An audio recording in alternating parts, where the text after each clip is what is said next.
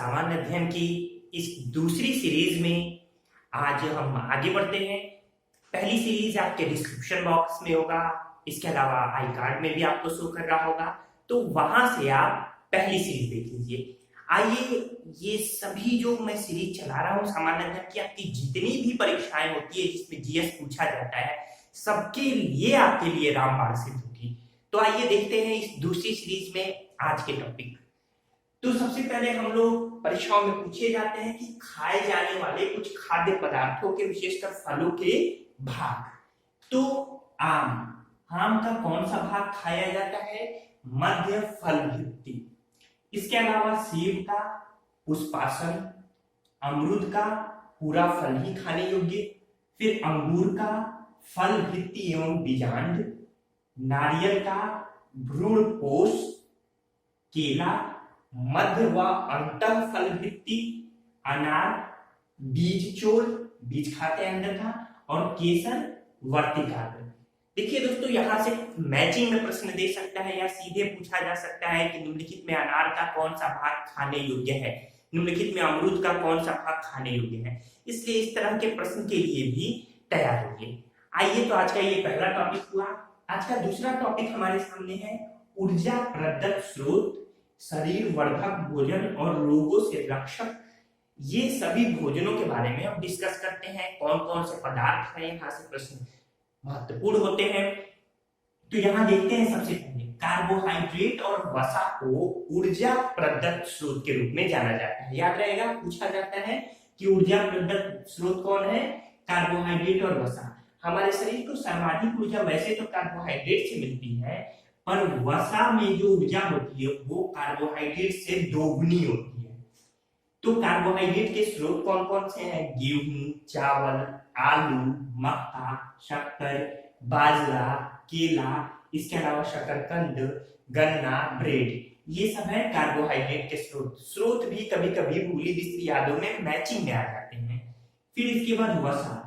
तो वसा आप जानते हैं, दूध, पनीर, मक्खन, घी, फिर अंडा, मीट, मछली, बादाम, मूंगफली, अखरोट, ये सभी वसा के बहुत महत्वपूर्ण स्रोत हैं। इसके बाद से है शरीर वर्धक भोजन। किसे कहते हैं? तो प्रोटीन को एमिनो एसिड भी कहते हैं। तो प्रोटीन हमारे शरीर में क्या करता है? वृद्धि करता है। तो याद रखिएगा, हमारे शरीर में वृद्धि करने के लिए उत्तरदायी कौन है? तो प्रोटीन है। दूध हो गया, मीट हो गया, अंडा, मछली, इसके अलावा सभी प्रकार की दालें, फिर सोयाबीन, पनीर, मटर, ये सब क्या है? प्रोटीन युक्त भोजन है, जिसमें सोयाबीन काफी सबसे महत्वपूर्ण प्रोटीन युक्त भोजन है। सर्वाधिक मात्रा में प्रोटीन इंसान में मिलता है सोयाबीन में। इसके बाद देखते हैं रोगों से रक्षण। जो विटामिन है और जो खनिज है, ये हमारे शरीर में रोगों से रक्षा करते हैं। तो विटामिन का काम क्या होता है? रोगों से रक्षा करना होता है। विटामिन की हमारे शरीर में अल्प मात्रा की आवश्यकता होती है। फल हो गए, सब्जियां, दूध, अंडा, मछली, ये सब क्या है? विटामिन के स्रोत हैं।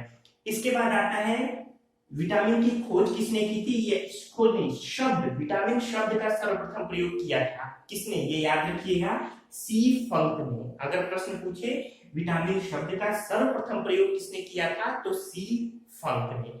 चलिए दोस्तों, आपके लिए दूसरा है कि विटामिन की खोज किसने की थी? ये मुझे कमेंट के माध्यम द्वारा बताइए। ये दो अलग अलग प्रश्न है, एक विटामिन शब्द का सर्वप्रथम प्रयोग किसने किया था और एक विटामिन की खोज।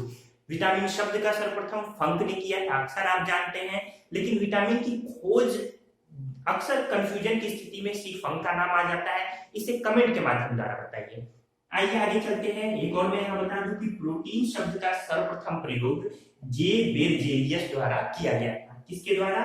जे बेरजेलियस द्वारा प्रोटीन शब्द का सर्वप्रथम प्रयोग किया गया था। इसके बाद है पाचन क्रिया में सहायक। तो जो जल है और रुक्षांश है, फाइबर्स, ये पाचन क्रिया में सहायक होते हैं। जो रुक्षांश है यानी आहारी जो रेशे हैं, ये फाइबर्स आप कह सकते हैं। तो ये रेशे जो है, ये हमारे शरीर को कुछ भी प्रदान नहीं करते, लेकिन जो बचा हुआ अपशिष्ट भोजन है उसे हमारे शरीर से बाहर निकालने में मदद करते हैं। इसके अलावा हमारे शरीर में जो भोजन है उसे पचाने में मदद करते हैं। तो साबुत अनाज हो गया, फिर छिलके वाली दालें, ताजे फल, सब्जियां, ये सब आहारी रेशे यानी वृक्षांश के स्रोत हैं। तो ये दो महत्वपूर्ण स्रोत रहे, प्रश्न रहे जो कि अक्सर पूछे जाते हैं यहाँ से। तो ये दो अब टॉपिक हो गए। मैं आपको फिर दोहरा दूं कि आपकी परीक्षा में जब आपने पढ़ाई कर ली है, अब परीक्षा में 2 महीने 3 महीने बचे, तो आपको टॉपिक वाइज पढ़ना चाहिए। जैसे ये सब हुआ तो इसे जो और ज्यादा एलॉबरेट करने की जरूरत है उसे किताबों से देखें, टॉपिक उठाएं, क्योंकि आपकी परीक्षा में अगर 150 क्वेश्चन पूछे जाते हैं तो 150 टॉपिक रहेंगे। तो अब टॉपिक पढ़ने का समय है, बेहतरीन तरीके से तैयारी कीजिए। पूरी तैयारी कैसे की जाती है यूपी पीसीएस के बारे में, यूपीएससी के बारे में, ये सब मैंने अलग से लेक्चर, अलग से वीडियो इसका बनाया है, डिस्क्रिप्शन बॉक्स में सबका लिंक मिल जाएगा आपको। इसके बाद देखते हैं कुछ ऑब्जेक्टिव प्रश्न जो कि हमारे लिए महत्वपूर्ण है। ये ऑब्जेक्टिव प्रश्न जैसे आइए यहाँ देखते हैं। आज मैंने इतिहास और कुछ अन्य स्रोतों से प्रश्न लिए हैं। तो ये देखिए, कला की गांधार शैली किसके समय में फली फूली थी? तो कुषाणों के समय में ये कला की गांधार शैली फली फूली थी। कुषाण इतिहास की अगर मैं बात करूं तो कुषाणों का जो समय रहा था वो लगभग पहली ईसा यानी ईस्वी के आसपास के था। तो जो पहली ईस्वी के आसपास का समय था वो कुषाणों का था। नंदों के बाद से मौर्य आए, मौर्यों के बाद से फिर उथल पुथल की स्थिति रही, शुंग वगैरह, उसके बाद कुषाण आए। सबसे पहले सोने के नियमित सिक्के चलाने का श्रेय किसे जाता है? कुषाणों को ही जाता है, विशेषकर कुजुल कैडफाइसिस और विम कैडफाइसिस, ये दोनों नाम याद रखिएगा। कुजुल कैडफाइसिस और विम कैडफाइसिस, इन दोनों ने सोने के सिक्के चलाए, सोने के नियमित रूप से सिक्के चलाए थे, याद रहेगा। चलिए, और अगर केवल ये प्रश्न पूछे कि नियमित रूप से सोने के सिक्के चलाने का श्रेय किसे है, तो आप क्या कहेंगे? विम कैडफाइसिस या कैडफिसियस। चलिए आगे बढ़ते हैं। टिप्पू सुल्तान ने अपनी राजधानी बनवाई, श्रीरंगपट्टनम मैसूर में है। इसके बाद जंतर मंतर का निर्माण किसने किया था? 5 जगह है जंतर मंतर। तो आप कमेंट द्वारा बताइए पांचों कौन कौन सी जगह है। जंतर मंतर का सर्वप्रथम निर्माण जयपुर में कराया गया था, तो सवाई राजा जयसिंह द्वितीय ने कराया था। इसके अलावा एक आध आप जानते हैं जैसे बनारस में है, फिर इसके अलावा दिल्ली में भी है। महारानी विक्टोरिया को भारत की साम्राज्ञी नियुक्त किया गया 1876 में लॉर्ड लिटन द्वारा। महात्मा गांधी के राजनीतिक गुरु कौन थे? गोपाल कृष्ण गोखले। साइमन कमीशन भारत कब आया? 1928 ईस्वी में। कांग्रेस ने पूर्ण स्वराज का प्रस्ताव कब पारित किया था? तो 1929 के अधिवेशन में पारित किया था। वंदे मातरम गीत के रचयिता कौन थे? बंकिम चंद्र चटर्जी। उनकी एक महत्वपूर्ण पुस्तक है आनंद मठ, इसी में उन्होंने वंदे मातरम गीत की रचना की। फिर कौन सीमांत गांधी के रूप में जाने जाते हैं? तो लाल कुर्ती आंदोलन के ये प्रणेता थे पश्चिमोत्तर भारत में, ये जो पश्चिमोत्तर भारत है। तो कौन? खान अब्दुल गफ्फार खान। फिर लक्षद्वीप अवस्थित है, कहाँ अवस्थित है? अगर ये भारत की मैं बात करूं दक्षिण, तो ये दक्षिण हो गया, ये पश्चिम हो गया, ये पूर्व हो गया, ये उत्तर हो गया। तो यहाँ लक्षद्वीप है, यानी दक्षिण पश्चिम में। तो दक्षिण पश्चिम भारत में इस तरह के भी क्वेश्चन पूछे जाते हैं। फिर है बड़ी लाइन की 2 पटरियों के बीच की दूरी कितनी होती है? 5.5 फीट या 1.676 मीटर। इसके बाद है सर्वप्रथम किसने बताया कि ग्रह सूर्य के चारों ओर चक्कर लगाते हैं? तो निकोलस कॉपरनिकस ने। इससे पहले यह अवधारणा थी कि जो सूर्य है वो पृथ्वी के चारों ओर चक्कर लगाता है, लेकिन अब अवधारणा बदली। हालांकि ये अभी तत्कालिक समय में वैज्ञानिक या समाज इस बात को मानने के लिए तैयार नहीं था। चलिए आगे देखते हैं। ये सारी चीजें 3 पॉइंट हमने कवर किए। अब हम देखते हैं कुछ इतिहास से। चौथा पॉइंट है ईस्ट इंडिया कंपनी के बारे में जान लेते हैं कि 31 दिसंबर 1599 को ईस्ट इंडिया कंपनी की स्थापना हुई, जिसका मुख्यालय लंदन में है। ईस्ट इंडिया कंपनी के जो संस्थापक हैं थे वो जॉन वाट्स और जॉर्ज वाइट। जॉन वाट्स और George white east India company के संस्थापक थे। तो संरचना इसकी, एक तो कोर्ट ऑफ प्रोप्राइटर्स यानी, और दूसरा कोर्ट ऑफ डायरेक्टर्स, तो स्वायत्तधारी मंडल और निदेशक मंडल। तो कोर्ट ऑफ प्रोप्राइटर्स और कोर्ट ऑफ डायरेक्टर्स, इन दोनों में अंतर क्या है? तो कोर्ट ऑफ प्रोप्राइटर्स जो थे वो कंपनी के साझेदार, जितने भी साझेदार थे उनकी एक कमेटी होती थी जो कि कोर्ट ऑफ डायरेक्टर्स के लिए 25 सदस्यों का चुनाव करती थी। ये जो कोर्ट ऑफ डायरेक्टर्स यानी निदेशक मंडल थे ये कंपनी की एक कार्यकारिणी समिति थी जो कि भारत में प्रमुख अधिकारियों की नियुक्ति करती थी। यूं समझ लीजिए कि जैसे एक बड़ी कंपनी है, जैसे कोई भी कंपनी आप ले सकते हैं, विप्रो ले लीजिए, टाटा कंसल्टेंसी ले लीजिए, कोई भी, तो उनके जो मालिक हैं और मालिक के साथ यानी जो मेन साझेदार है 5, 7, 10, वो क्या करते हैं, बड़े तबके यानी बड़े ओहदे पर अधिकारियों की नियुक्ति कर देते हैं। अब वो अधिकारी अपने यहाँ अलग अलग टीम बनाते हैं, इंटरव्यू लेते हैं, एम्प्लॉय रखते हैं, यानी एक संरचना, एक कार्यकारिणी परिषद का गठन करते हैं। तो बस वैसे ही ये भी था।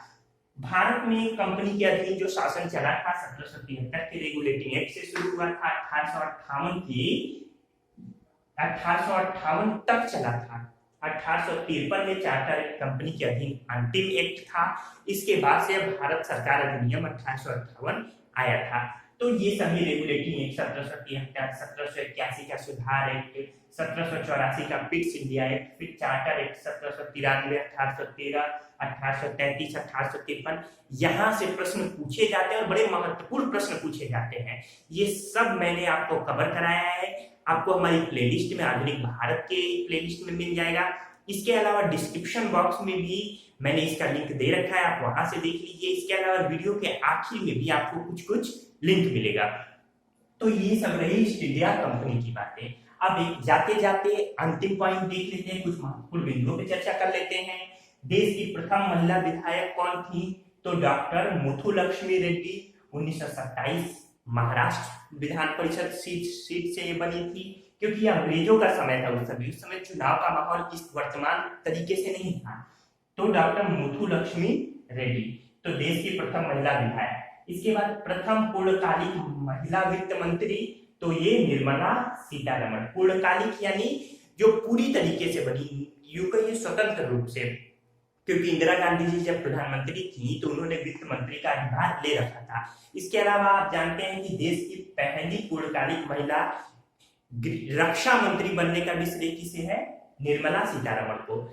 पूर्णकालिक, क्योंकि जब इंदिरा गांधी जी फिर बनी थी प्रधानमंत्री तो उन्होंने उस समय रक्षा मंत्रालय भी अपनी अधीन रखा था। तो ये याद रहेगा, पूर्णकालिक महिला पहली वित्त मंत्री कौन? निर्मला सीतारमण। और पहली पूर्णकालिक महिला रक्षा मंत्री कौन? तो सीतारमण जी। इसके अलावा प्रथम महिला IAS, क्योंकि इनका निधन भी हुआ था 2018 में, तो इसलिए महत्वपूर्ण है, अन्ना राजम मल्होत्रा। 1991-51 बैच की प्रथम महिला IAS अधिकारी। इसके बाद प्रथम महिला पुलिस महानिदेशक यानी DGP कौन बनी थी? तो कंचन चौधरी भट्टाचार्य। तो ये चूंकि इनका 2019 में निधन हुआ कंचन चौधरी भट्टाचार्य का, इसलिए भी महत्वपूर्ण है। तो ये सारी बातें, आज के ये सारे टॉपिक मैंने कवर किए। आपको भी इस तरह से टॉपिक लेके पढ़ना चाहिए। लगातार मैं आपको टॉपिक्स पे डिस्कस कर रहा हूँ। ठीक है दोस्तों, मुझे उम्मीद है कि आपको हमारी सीरीज पसंद आएगी और आ रही होगी। हमारे अन्य लेक्चर्स भी आप देख सकते हैं। इसके अलावा अगर आप चैनल पे नए हैं तो प्लीज सब्सक्राइब कीजिए, ताकि हम धीरे धीरे और अच्छे से अच्छे, बेहतर से बेहतर लेक्चर्स आप तक पहुंचाते रहे। चलिए दोस्तों, अब आपकी परीक्षाओं के लिए आप पूरी तरह तैयार हो जाइए और अपनी स्टडी में जुट जाइए। धन्यवाद दोस्तों।